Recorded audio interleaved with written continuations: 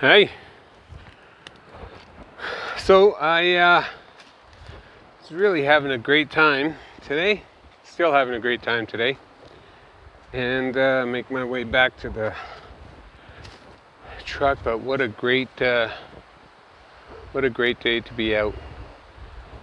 I want to share a story with you, and it took place last year. The pandemic began. Actually started even before the pandemic began. And it was so incredible, just so incredible. Oh. Anyway, so this thing that happened to me and my family is about the Alone Season 8, and it's a story I want to share with you. And it offered a really great distraction during the early stages of our lockdown due to our COVID-19 pandemic that our world is experiencing. And it generated a lot of hope and hope for the future of our family and the ability to retire and that sort of thing, because and season 7 was $1 million, $1 million US, and I was so excited about the possibility of being able to do something like that, participate in something like that, the possibility of winning something, a prize of that size. Anyway, let's go back to the beginning. I'm sitting in my office, and my wife comes bursting into the room. She'd been downstairs watching television, and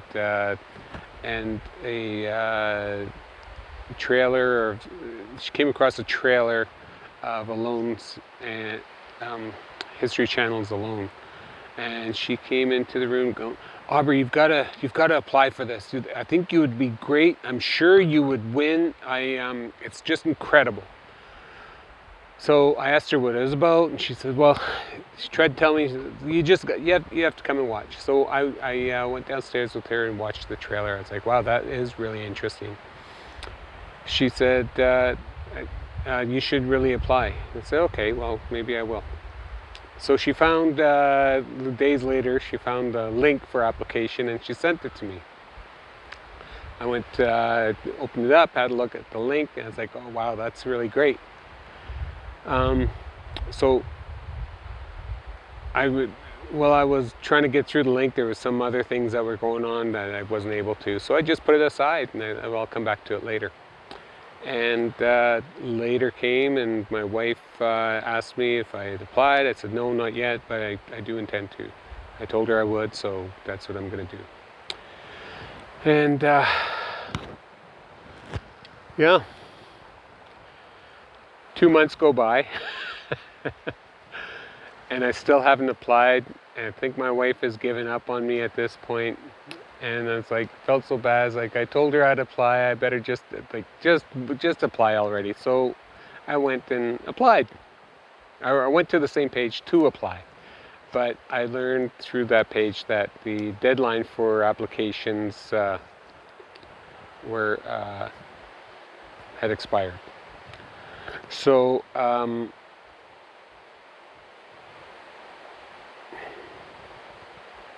wrote an email and told them I was interested in making an application, and why I wanted to make this application. That my wife thought I would make a good candidate for this, and that I shared a bit of my family history. So I wrote maybe a 3-paragraph email. It took me 15-20 minutes to finally hit send, and away it went. So my part's done. And months go by. And at this point, I'm thinking, okay, I applied, like so many other people have applied as well. So, I haven't heard anything. It's been months. And I get this, I can't remember if it's an email or a phone call that they'd received, thanking me for my email, that they received it and that they're interested. And so we set up a time for a phone call. So I have this phone call with this lovely casting director, and she just seems so genuine and smart and easy to talk to. You know, there was no awkwardness about talking and sharing. I didn't feel guarded in any way. So we have this phone conversation, and then she wants to have, and this is the casting director for the Alone series. So she wants to have a video conference interview with me, and I was like, sure. So I took the necessary steps to make sure that they can accommodate that, and the following day we have this this video interview. And it's, you know, it's interesting because now I have a face to the voice and a voice to the name, and you know, information is building. I'm like, holy Christ, I'm seriously being considered for this, because initially I thought it was a I thought I was being duped, a bit of a scam. But I'm coming to realize, like, this is really happening. So after this video conference, well, we should. I'm prepared to go next steps with you, and so well, what does that entail? Well, pretty much the same as this, but you know, in a different environment. Because at this point, this video conference happened in my office, and it's kind of dark, and you know, indoors, and it's just like any other conference. And so I needed a place where there was Wi-Fi, and where I live, it's pretty you know, Wi-Fi is hard to come by once you leave your city limits. So fortunately, I had my teepee set up, teepee tent, yeah, set up in my backyard, and I use that as a backdrop. And I put on my sweater that I normally use outdoors, and set the camera up just the way this camera is set up right now. And we have this video recorded interview.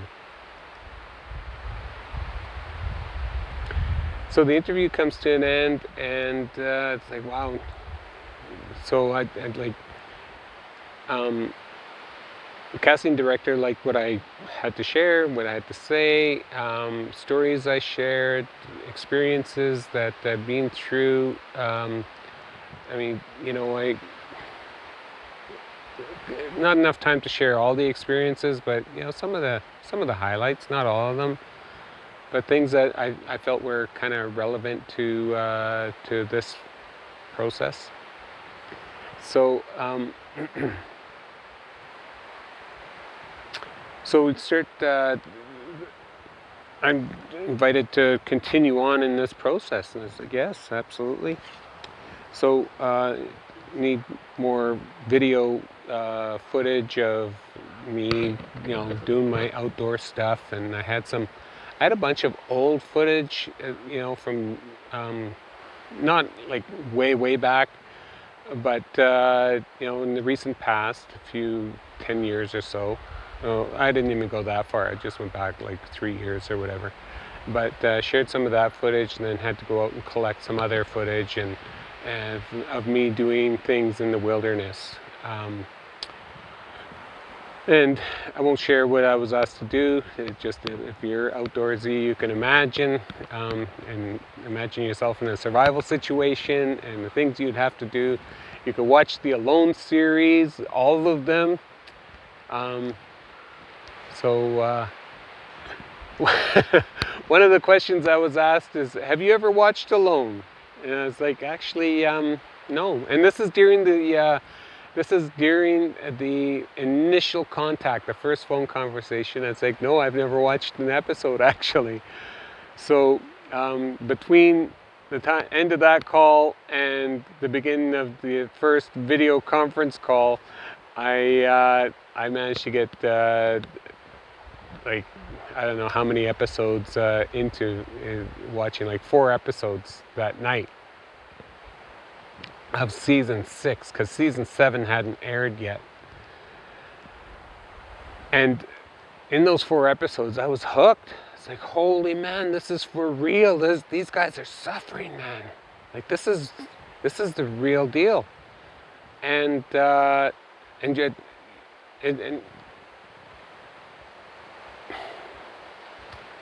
was hooked. It was good, really good. I really liked the cast. I you know, the contestants. I could understand what they were doing, why they were doing it. I could appreciate their process to get to the decision, to that sort of to put in that sort of effort. So anyway, I wanted in. Now I'm invested. I want in. I made the email application. I got a phone call. I have a video conference coming up, and I want to be prepared. So like now I'm really excited. Generated a ton of excitement in the possibility of it. Because the last man standing won $500,000 US. That was good. That's good money, especially as a Canadian.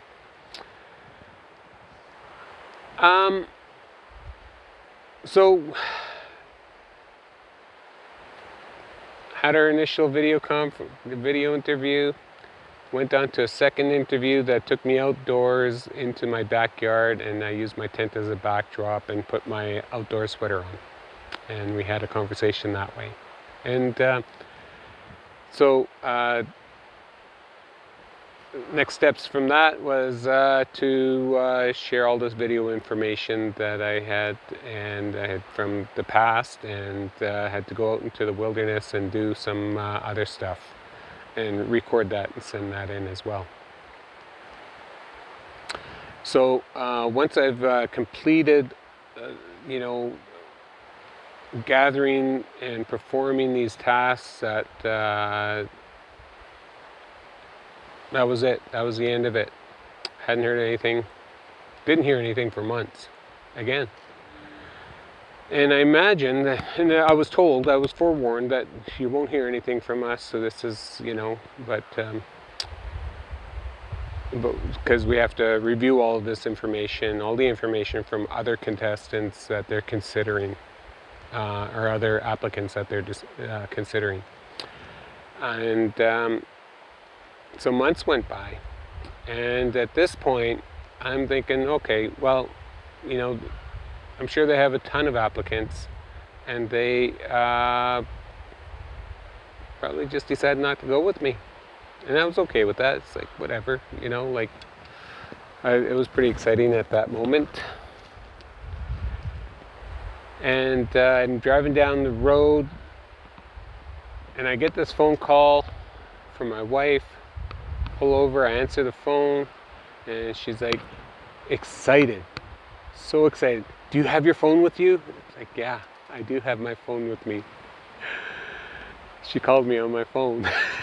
So that's how excited she was. And I said, what's going on? She says, well, just make sure your ringer's on, and make sure you answer your phone, because sometimes I don't answer my phone. I don't feel like it. I don't feel like talking to anybody or whatever, right? And I said, okay, I'll answer my phone.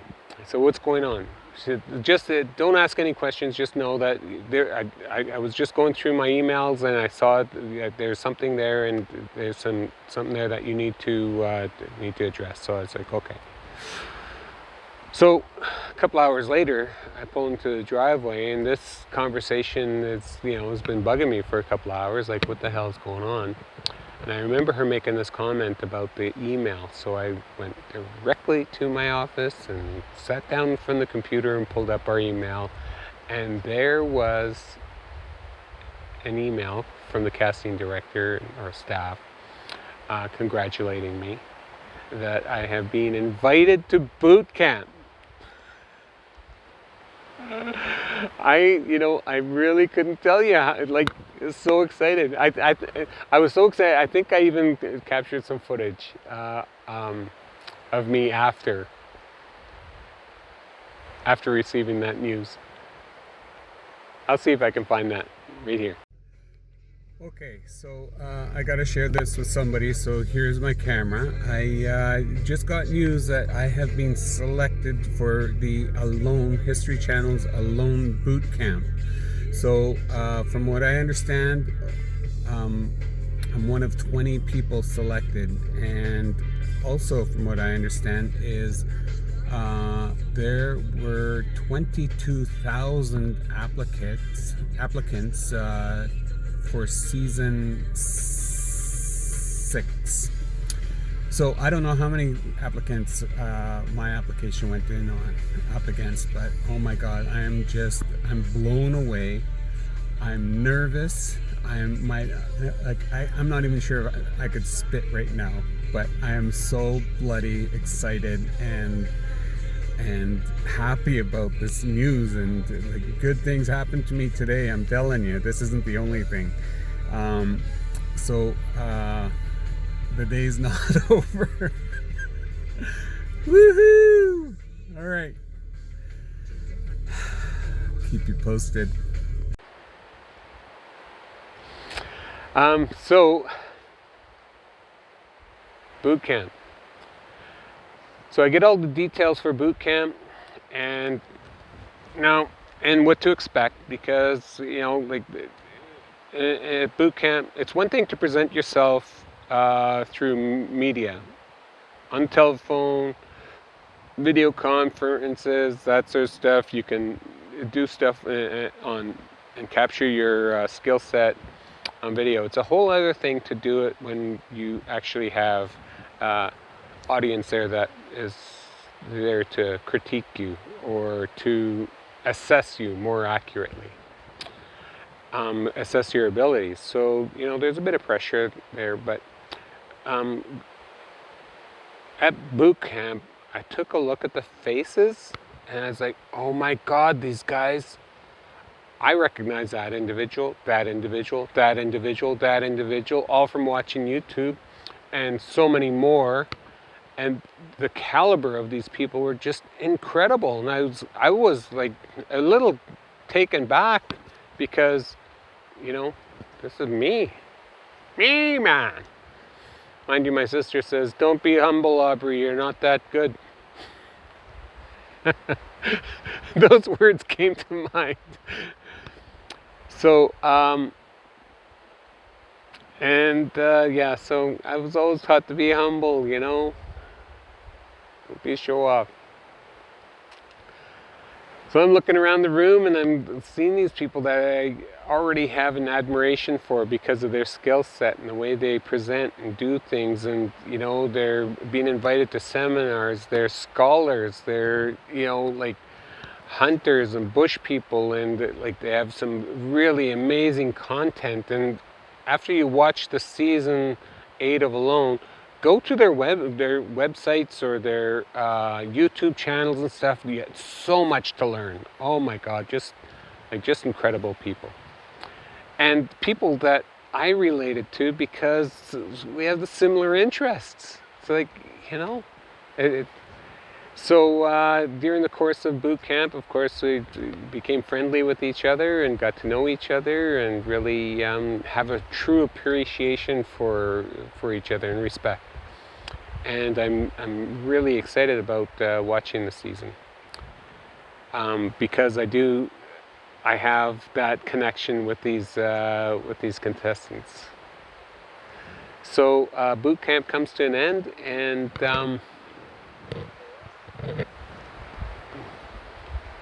watch for falling trees. Boot camp comes to an end, and time goes by, and it feels like forever. I'm like, oh my god, how long does it take to make a decision? I want to know. I want to know right now. I want an answer. Am I going? What am I doing? All this was happening in the process of me going through all the paperwork and stuff for retirement as well. So, you know, like, there's a lot of things happening in my life at that time already. And then, you know, coupled with all this excitement, it was a pretty busy time. Then I received the email that I was not selected to be a candidate. I was not a successful candidate. I was not being selected for season 8 of Alone. And I have to admit, I felt rejected. Totally rejected. But, you know, after going through that process, processing that rejection, that sense of rejection, and just realizing, like, man, I am so fortunate to have had this experience, to have been able to go to boot camp, and looking around the room at the caliber of individuals that are there, men and women, was incredible. And I want to say congratulations to all of you that made it to boot camp, because unless you know, I don't know if you did the math or not, but I did some math, and based on, you know, 25 to 30,000 applicants, our chances of making it to season 8 boot camp was 0.009 or 0.008% chance of being invited to boot camp. So congratulations to all of you. And I want to say congratulations to the contestants that we're going to watch on season 8 of Alone. Huge congratulations to you. I hope you all did extremely well and found it absolutely fascinating. I'm sure you did.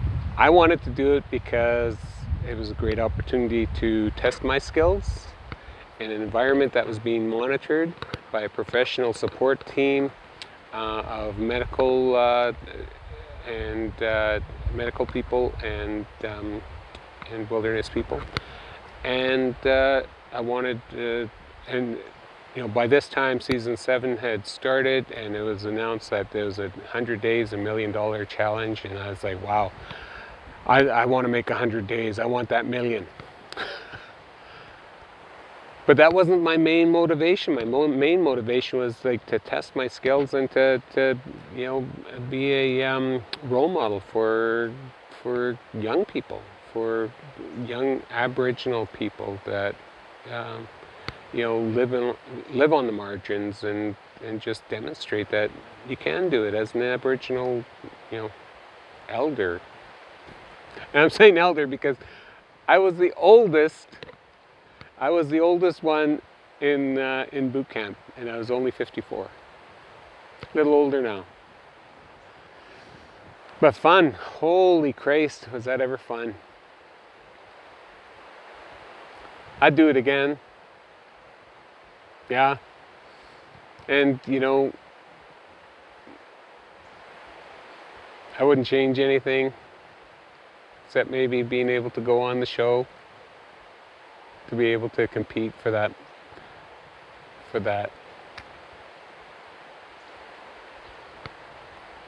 money, to be able to experience that, to be part of the alumni of Alone contestants. That's a big deal. And all of you contestants, that's a big deal, man. Wow.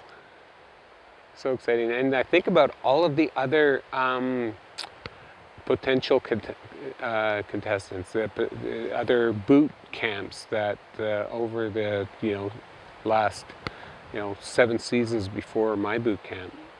All those people that didn't get to go. I'm part of that alumni, and I hope that you guys share your stories as well. You know, like how it felt, like what was the impact. It took me a little while to, like, really start to feel like I wasn't rejected. I felt like somebody dumped me. But well, like I said, I wouldn't change anything. But like in my career as a fishery officer, I learned a lot of skills, and part of those skills were investigating. And of course, I wanted to know more about season 8, so I learned who some of the contestants were. I learned where. Well, first of all, where the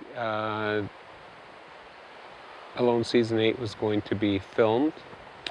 I learned about of some of the contestants, and I also knew or learned where they were going to be camped for the first period of time during quarantine.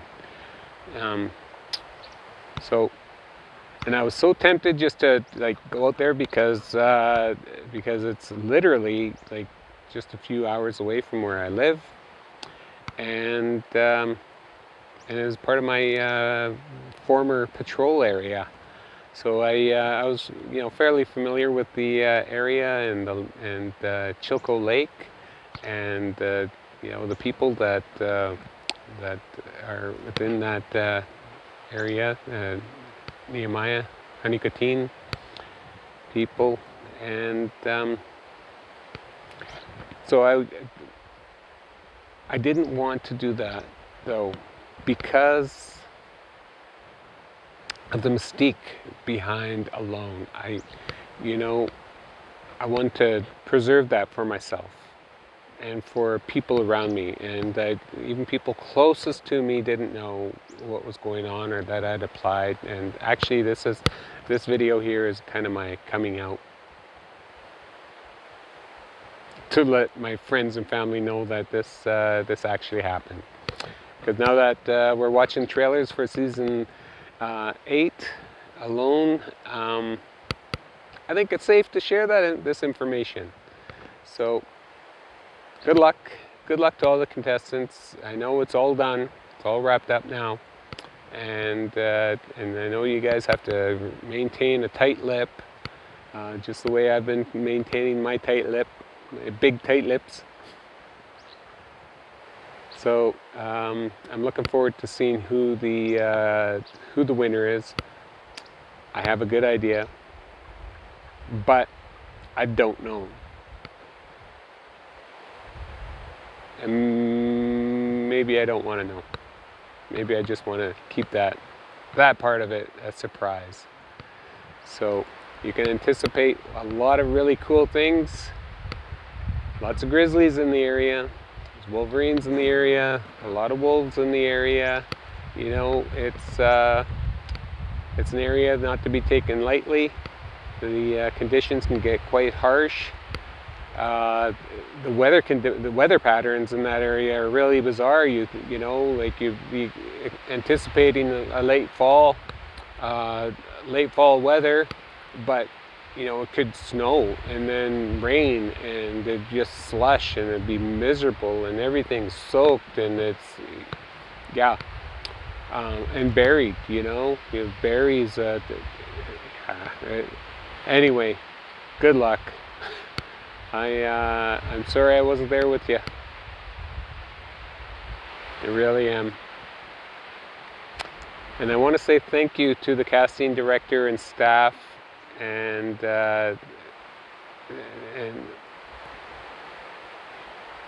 for considering my application. It was a real blessing, and I'm really, really grateful, and I'm really fortunate to have had this experience. So thank you very much.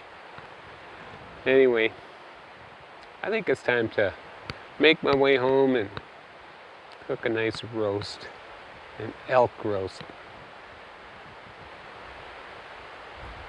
Let's go eat. So remember,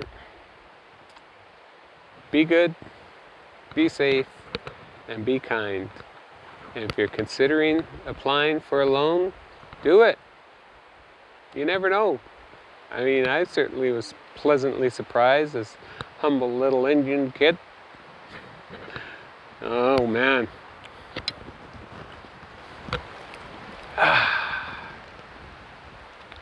So that's that. That's my story.